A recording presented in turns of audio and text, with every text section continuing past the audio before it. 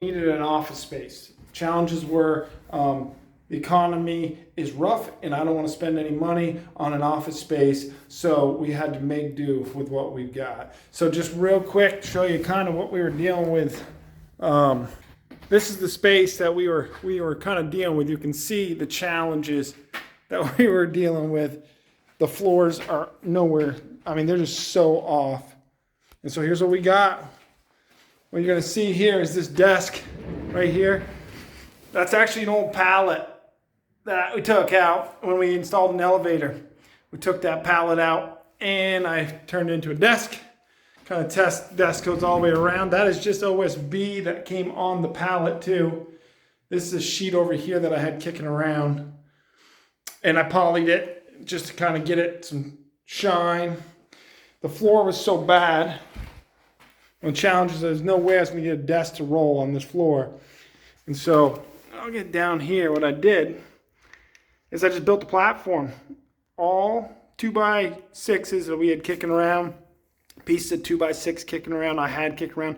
The floor system is 3 different types of snap together floor that I had from remnants from other projects I've done.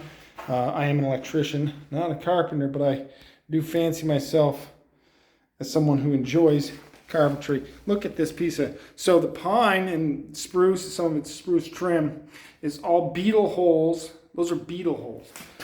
All right, you can see that's mostly grain there, but right here, you see that? That's a beetle hole.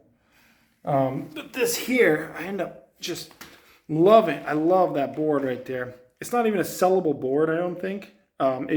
Unless it's in a special kind of novelty place. But so we repurposed all this trim, all this pine. A guy had a tree fall down and he'd had a guy saw it up. And it was given to me a few years ago. And I happened to have a planer.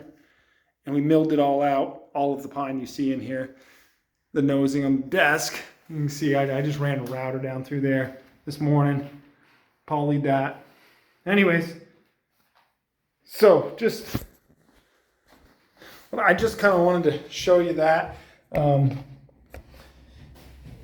What's what I've been working on, something a little different. But I want to also talk about why I'm really scared. And I'm dealing with some fear issues. And I talk a lot with the kind of motivational stuff that I put up here. And I'm hoping it motivates you. You know, I think I just, my heart cries out to the downtrodden, the brokenhearted. I can completely relate to being completely and utterly broken and at a place in your life where there feels like there is nobody coming to help, that you are in a burning fire and there is nobody coming to help. And I just want you to know, I love you. I love the brokenhearted. I love the downtrodden. I love those who are struggling with addiction. The rest of the world may want to condemn you, may want to make you feel like less of a person. First of all, that is not true. You are as much a valuable portion of this world as anybody else.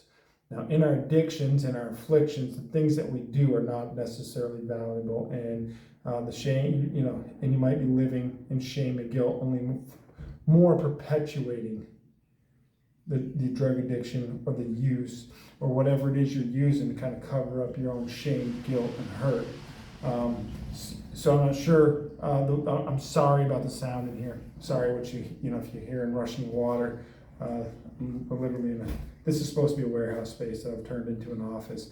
I'm not sure. I'm hoping you can hear me clearly. But what I actually want to talk about is being afraid of is that I have a